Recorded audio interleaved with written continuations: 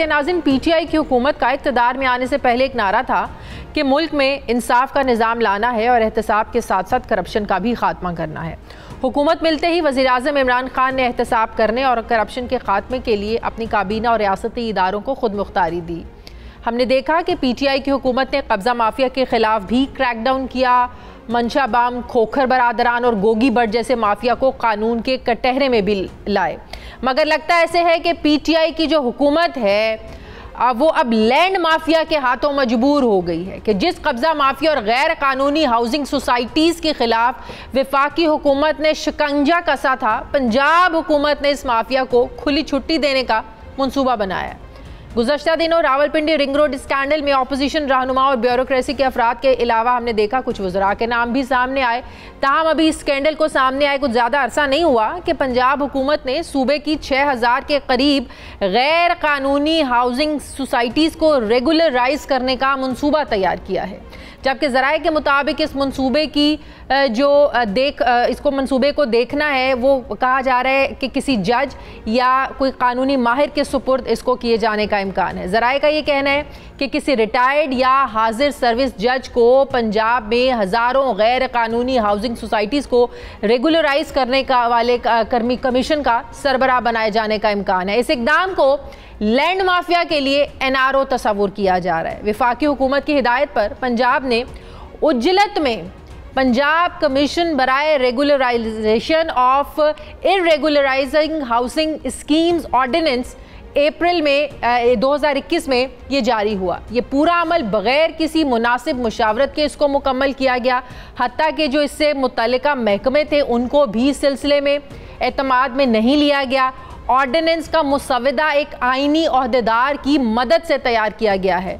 ज़रा ये बता रहे हैं ये सब कुछ इस वजह से किया गया कि दस्तूर साजी को कानून की किसी अदालत में अगर चैलेंज किया जाए तो कानूनी बहरान से बचा जा सके। मालूम ये भी हुआ है कि बज़ाहिर गैर इस्तेमाल शुदा अराजी पर रिहायशी कीमत का सिर्फ 2% महसूल लगाकर क्लीन चिट दे दी जाएगी। अब बताया जा रहा है कि इन सोसाइटीज़ को 2% जुर्माना लगाकर ब्लैंक चेक दिया जा रहा है। 6000 गैर कानूनी हाउसिंग स्कीमों में से 1500 तरक्याती इदारों के दायरे में आती हैं और बाकी मकामी हुकूमतों और जो बल्दियाती इदारे हैं उनके दायरे इख्तियार में आती हैं।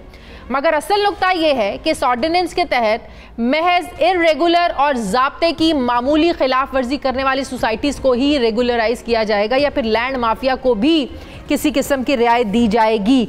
मैं बात करूंगी, मुझे ज्वाइन कर रहे हैं वज़ीर हाउसिंग पंजाब मियां महमूदुर रशीद साहब।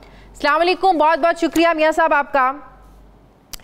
मियां साहब, क्या वाकई ये बात दुरुस्त है कि हुकूमत लैंड माफिया के आगे घुटने टेक रही है और जो गैर कानूनी रिहायशी स्कीमें हैं उनको तहफ़्फ़ुज़ देने के लिए, उनको रेगुलराइज करने के लिए कानूनी हैसियत देने जा रहे हैं आप लोग? गैर कानूनी स्कीमें जिन्होंने बनाई हैं वो महज पूरी अराजी का 2% दें और उनको जो है ना वो क्लीन चिट मिल जाए?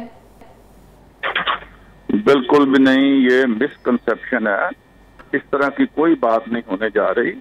यहाँ पर 2 सतहों में, एक तो ऐसी कॉलोनीज जिनकी कुछ छोटी मोटी वायलेशंस हैं उनको रेगुलराइज किया जा रहा है, वहां पर कॉलोनाइजेशन हो गई है। देखिए, यहाँ प्रॉब्लम सिर्फ एक नहीं है, कई प्रॉब्लम्स हैं और माजी की हुकूमतों ने आंखें बंद किए रखी हैं। ये पिछले 10-15 साल में मशरूम की तरह अक्रॉस दी पंजाब हर कस्बे में, शहर में जहां किसी ने दिल उठाया वहां पर कॉलोनी बना ली और वहां आबादकारी शुरू हो गई।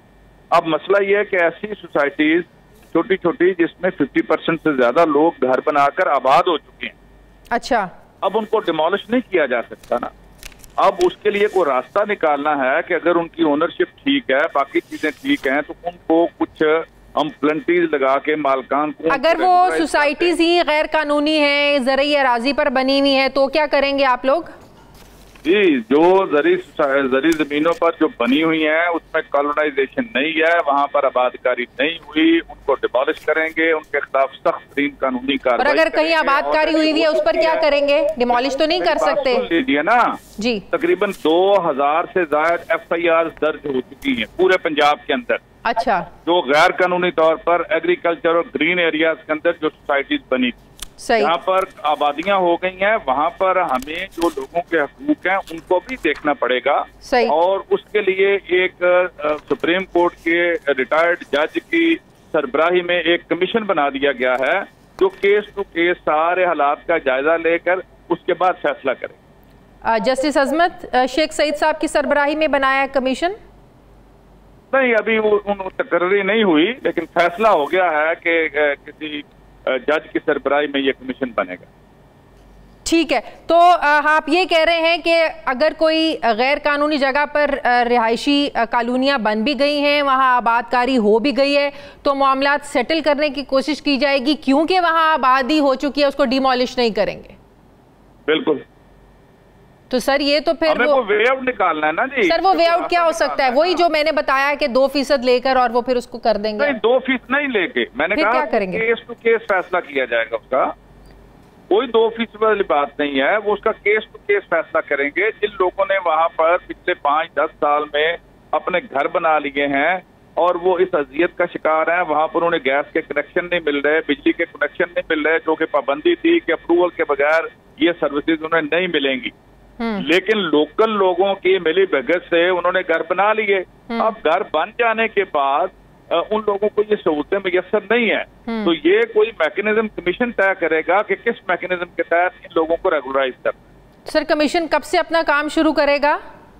कमीशन आइंदा महीने 1 जुलाई से अपना काम, और उसमें सारे रूल्स एंड रेगुलेशंस बनेंगे कि क्या करना है, कितनी पेनल्टी देनी है, केस टू केस वेरी करेगा सब। जी बिल्कुल। सर पंजाब काबीना को इसमें एतमाद में लिया गया? जी, पंजाब काबीना ने इस कमीशन की अप्रूवल दी है। सर क्या ये बात दुरुस्त है कि जब इसकी अप्रूवल दी गई बहुत से अहम वज़रा गैर हाजिर थे उसमें? मेरा नहीं ख्याल कि इस बात पे कोई सदाकत। पीटीआई की हुकूमत का इक़्तिदार में आने से पहले एक नारा था कि मुल्क में इंसाफ का निज़ाम लाना है और एहतसाब के साथ साथ करप्शन का भी खात्मा करना है। हुकूमत मिलते ही वज़ीर-ए-आज़म इमरान खान ने एहतसाब करने और करप्शन के खात्मे के लिए अपनी काबीना और रियासती इदारों को खुद मुख्तारी दी। हमने देखा कि पीटीआई की हुकूमत ने कब्ज़ा माफिया के खिलाफ भी क्रैकडाउन किया, मंशा बाम, खोखर बरादरान और गोगी भट्ट जैसे माफिया को कानून के कटहरे में भी लाए। मगर लगता ऐसे है कि पीटीआई की जो हुकूमत है वो अब लैंड माफिया के हाथों मजबूर हो गई है कि जिस कब्जा माफिया और गैर कानूनी हाउसिंग सोसाइटीज़ के खिलाफ वफाकी हुकूमत ने शिकंजा कसा था, पंजाब हुकूमत ने इस माफिया को खुली छुट्टी देने का मंसूबा बनाया। गुज़श्ता दिनों रावलपिंडी रिंग रोड स्कैंडल में अपोजिशन रहनुमा और ब्यूरोक्रेसी के अफराद के अलावा हमने देखा कुछ वज़रा के नाम भी सामने आए। ताहम अभी इस स्कैंडल को सामने आए कुछ ज़्यादा अरसा नहीं हुआ कि पंजाब हुकूमत ने सूबे की 6000 के करीब गैर कानूनी हाउसिंग सोसाइटीज़ को रेगुलराइज करने का मंसूबा तैयार किया है, जबकि ज़राए के मुताबिक इस मंसूबे की इसको मंसूबे को देखना है, वो कहा जा रहा है कि किसी जज या कोई कानूनी माहिर के सुपुर्द इसको किए जाने का इम्कान है।